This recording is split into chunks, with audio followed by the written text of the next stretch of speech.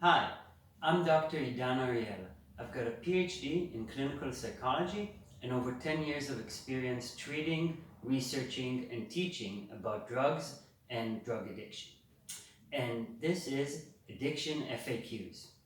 Today's frequently asked question is, how can I get the addict in my life to stop using? Well, the short answer is you can't. You can have a conversation with them, but the first and very important thing to realize is that you cannot make them do anything. A lot of people make attempts, like they do an intervention where they get a bunch of people together to tell the person how much they've hurt them and so on, or they try to hide the drugs or the cigarettes or whatever. And those things kind of feel intuitively right sometimes because you're so distressed about the addict that you want to kind of just force them to not be that way anymore. But that doesn't work. It just never works. It makes the user feel threatened. It makes them feel pressured, stressed, maybe even betrayed. And all those negative feelings, what do they make a user do? They make them want to use. So even though a lot of people do these things, they're actually counterproductive. So that's what you shouldn't do. You shouldn't try to find different ways to force someone to change. So what can you do? You can have a conversation in which I would recommend sticking to four elements. Love, respect, facts, and timing. So I'll go over these one by one. Love is very important. More than the content of what you're saying is the feeling that you two have together when you have that conversation.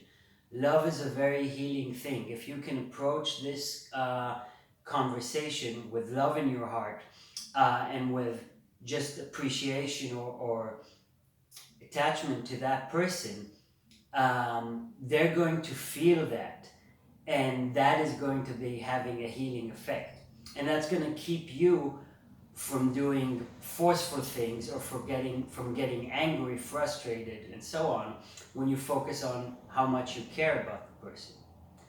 Next up is respect. You have to respect the fact that the person is living in a different reality than you are. In your reality, what they are doing is killing themselves or is destructive, dangerous, wrong, whatever. In their reality, what they are doing is what they've always known.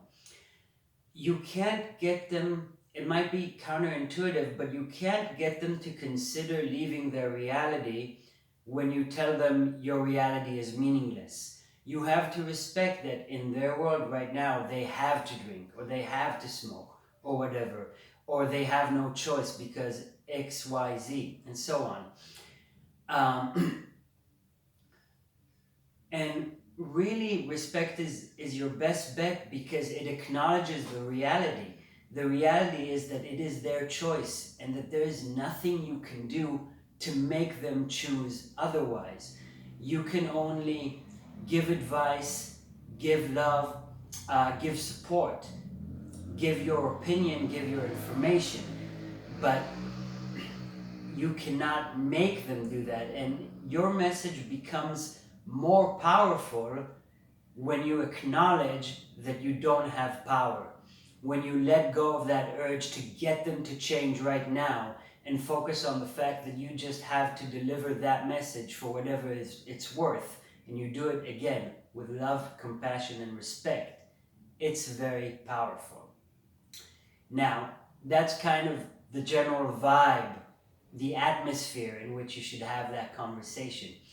But nuts and bolts, you got to stick to the facts.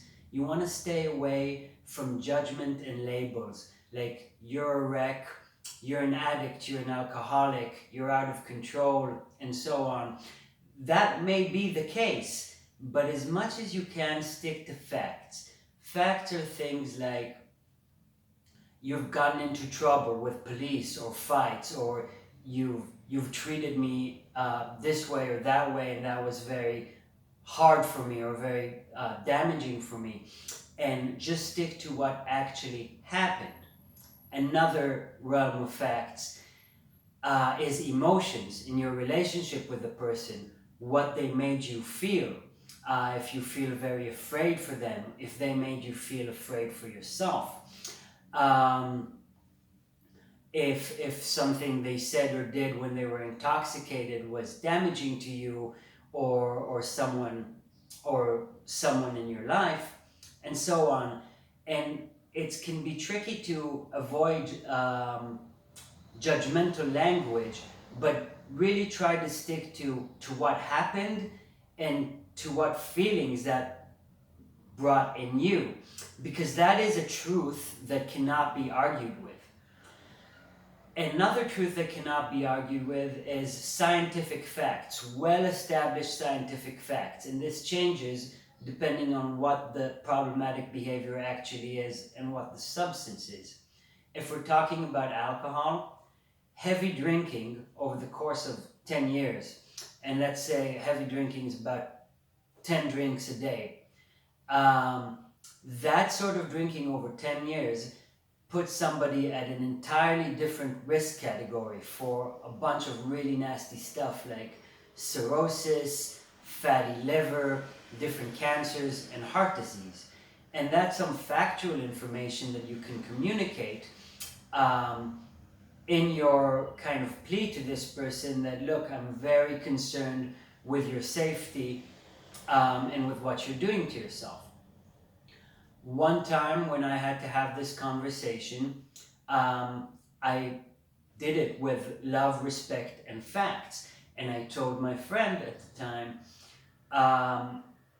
what you're doing with how heavily you're drinking and how you're drinking every day, you are killing yourself slowly.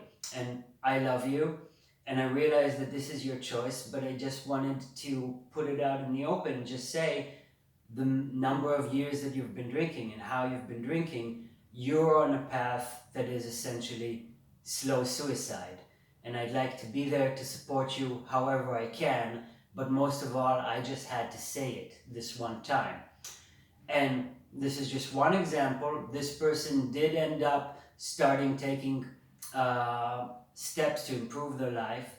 And I'd like to think that my talk with them was one of several steps that help them get to that direction. The last element is timing, and I'll go back to the example I just said, is I had this talk in my heart for several months, and I waited until the right time.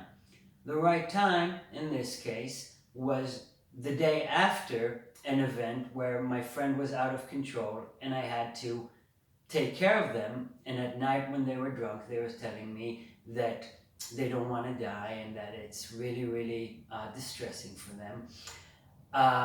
And of course, and I did not choose to have that conversation with them while they were intoxicated, because that just never works.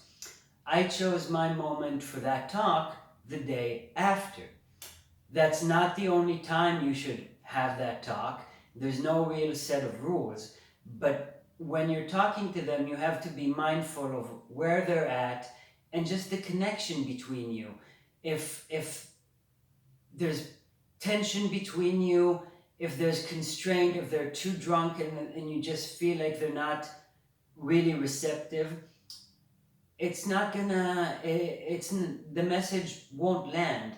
So you have to be a little patient for a time when it feels to you that they're more open.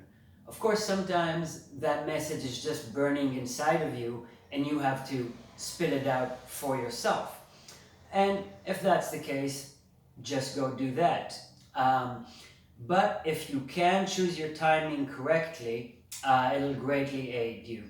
But even if the timing just shows itself, try to stick to those other elements of love, respect, and facts.